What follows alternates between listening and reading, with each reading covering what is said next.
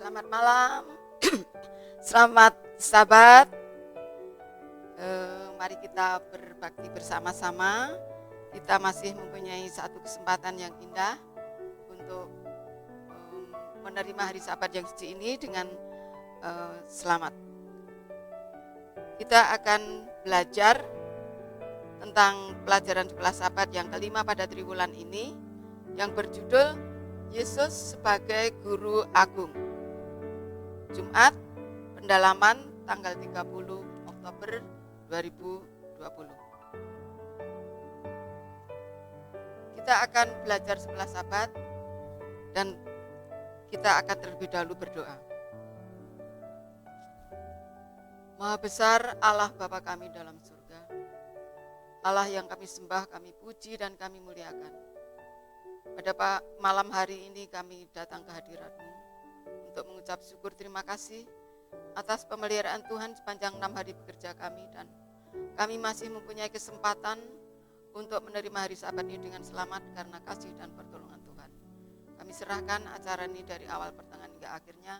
Tuhan tolong bantu untuk menyampaikan pelajaran ini karena kami sebagai manusia tidak bisa berbuat apa-apa. Biarlah mulut Tuhan yang berbicara pada malam hari ini sehingga kami semua boleh merasakan satu sukacita, satu kebenaran yang patut kami renungkan. Terima kasih Bapa, mengampuni semua dosa kesalahan kami. Semua ini kami serahkan dalam nama Yesus, Tuhan dan Juru Selamat kami. Amin. Pelajaran kita pada Sabat ini yaitu yang berjudul Yesus sebagai Gembala Guru Agung. Sudah beberapa hari, mulai hari Minggu sampai hari Kamis kemarin, kita sudah mendengarkan ulasan atau ringkasan atau penjelasan yang sangat jelas oleh saudara-saudara kami yang lain, kita yang lain. Untuk itu akan kami ulang secara maraton sedikit apa yang sudah dipelajari sepanjang 6 hari ini.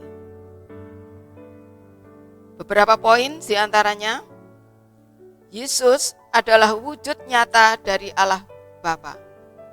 Karena apa? Ada salah satu orang murid yang belum percaya, Yesus itu siapa? Yesus sebagai pengantara antara Allah dan manusia. Allah di dalam Yesus, Dia adalah gembala dan Dia adalah guru agung. Di dalam Yahya 14 ayat 9, Yesus berkata, "Barang siapa telah melihat aku, ia telah melihat Bapa." Inilah jawaban kepada muridnya yang belum percaya kepada Dia. Dia datang untuk menyingkirkan ajaran palsu. Dia datang untuk memulihkan pengetahuan tentang Allah. Segala sesuatu yang Yesus telah lakukan di dunia ini dalam kehidupannya memiliki satu tujuan, yaitu penyataan Allah untuk mengangkat martabat manusia. Jadi Yesus datang ke dunia ini untuk menyatakan wujud Allah, untuk menyatakan karakter Allah, untuk menyatakan tujuan Allah, bagaimana Allah akan mengangkat manusia yang sudah berdosa. Keadaan Yesus sebelum inkarnasinya ke dunia, kemanusiaannya, penerimaan kematiannya disalib sebagai gambaran seperti apa Bapa meninggikan Yesus. Allah Bapa sangat meninggikan Yesus ketika Dia masih di surga. Dia diutus Bapa ke dunia sampai Dia mengalami kematian di kayu salib. Tapi sebaliknya, dunia seringkali meminta kita untuk meninggikan diri untuk mencapai apa yang kita kehendaki. Yesus justru merendahkan diri sampai mati di kayu salib. Untuk itu, biarlah kita mempunyai dan merenungkan pelajaran dari guru agung kita untuk mencapai sesuatu hal yang kita inginkan. Tidak mungkin kita bisa melakukan hal seperti guru kita, yaitu merendahkan diri seperti Dia. Namun, itulah contoh yang sudah kita terima. Itulah pelajaran yang sudah diberikan kepada kita. Salah satu cara untuk mencapai satu keinginan adalah merendahkan diri. Guru agung melakukan rekonsiliasi dengan manusia dan Bapaknya. Demikian juga kita harus mengikuti cara guru agung kita untuk bersatu satu dengan yang lain, untuk menjadikan hubungan kita satu dengan yang lain benar dan patut di hadapan Tuhan. Dia juga mempunyai murid-murid yang pertama. Yang pertama, orang yang sangat sederhana, gembala yang berada di padang. Orang Majus, Maria dan Yusuf. Apa yang dilakukan pencipta seluruh dunia itu tidak akan bisa kita lakukan, yaitu kerendahan hatinya. Dia merendahkan diri, meninggalkan surga, segala apa kemuliaannya, kekuasaannya, kebesarannya. Dia datang sebagai manusia seperti bayi yang tidak bisa berbuat apa-apa, sehingga kita harus bisa merasakan apa yang dia sudah lakukan.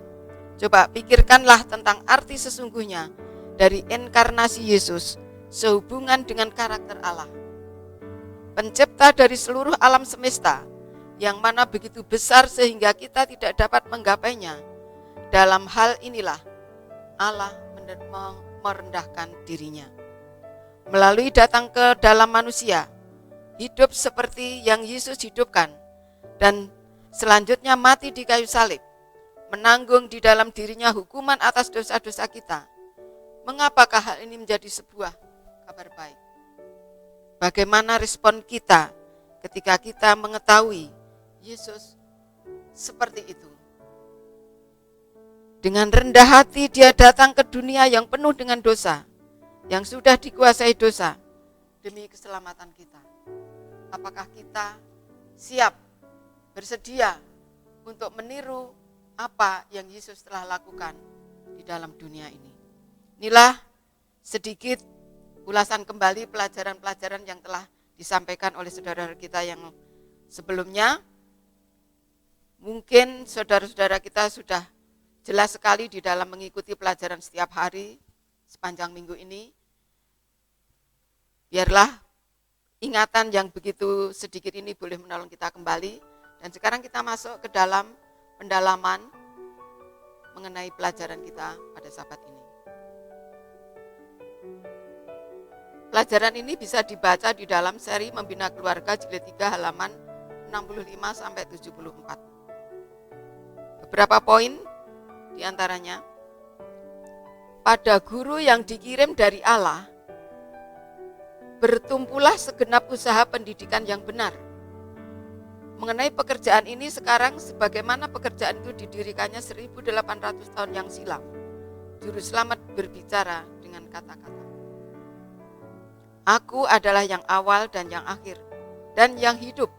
Aku adalah Alfa dan Omega, yang awal dan yang akhir. Wahyu 1 ayat 17, 18 ayat 21, 18 sampai 18, 21 ayat 6. Nah, Yesus adalah guru agung yang memberikan satu pengajaran yang begitu indah dan benar. Setiap hal atau setiap masalah pendidikan harus bertumpu, harus berdasar pada pendidikan yang telah diberikan oleh Yesus itu sendiri. Yesus adalah satu-satunya guru yang mengajarkan kepada kita kebenaran dan bagaimana kita berhubungan dengan Allah. Dengan kehadiran guru seperti itu, dengan kesempatan seperti itu untuk memperoleh pendidikan ilahi, betapa bodohnya mencari pendidikan yang terpisah daripadanya, berusaha menjadi pintar, tetapi jauh dari pengetahuan. Mau menjadi terang, padahal menolak kebenaran. Mau menjadi pintar, jauh dari pengetahuan. Mencari penerangan jauh dari terang itu sendiri. Mencari wujud tanpa kehidupan, berpaling dari sumber air hidup, dan membobol waduk pecah yang tidak dapat menampung air. Luar biasa. Bila mana kita mengerti, merenungkan pengajaran daripada Yesus, dibandingkan dengan pengajaran-pengajaran dari dunia ini, itu adalah kebalikannya. pengajaran-pengajaran dari Yesus menghasilkan satu kebenaran, menghasilkan satu penerangan, menghasilkan satu pengetahuan, menghasilkan satu hal yang bisa kita mendekatkan diri kepada Allah. Karena Yesus itu sendiri adalah sumber air kehidupan. Sebaliknya, pengajaran dari dunia hanya akan mendatangkan kehancuran. Sesungguhnya ia masih mengundang, barang siapa haus, baiklah ia datang kepadaku dan minum. Barang siapa percaya kepadaku, seperti yang dikatakan oleh kitab suci, dari dalam hatinya akan mengalir aliran air hidup. Air yang akan kuberikan kepadanya akan menjadi mata air di dalam dirinya, yang terus menerus memancar sampai kepada hidup yang kekal. Yohanes 7 ayat 37 sampai 38, Yohanes 4 ayat 14. Di dalam seri Membina Keluarga Jilid 3 halaman 74. Nah, seperti apa sebenarnya bila mana kita melalaikan pengajaran Yesus pada waktu di dunia ini? Kita hanya akan mendapatkan kesalahan dan ketidakberhasilan. Tetapi bila mana kita mendengarkan, meniru, meneladani bagaimana ajaran Yesus pada waktu dia di dunia ini, biarlah Tuhan senantiasa menolong kita untuk tetap mengerti pengajaran yang daripada Allah sendiri, kebenaran yang sejati, air hidup yang patut kita terima sebagai umat Tuhan. Biar kita tetap bisa memancarkan air hidup itu kepada siapapun, dan kita pun menjadi alat yang terkecil di dalam pekerjaan Tuhan di bumi ini. Inilah sekelumit pelajaran pendalaman sepanjang minggu ini, 11 sahabat sepanjang minggu ini, supaya kita bisa merenungkan apa arti bahwa Yesus adalah guru agung kita, dan kita boleh mendapatkan satu pengajaran yang indah, yang benar, dan kita boleh hidup, kita boleh berada di hadapan Tuhan sampai akhir kehidupan kita.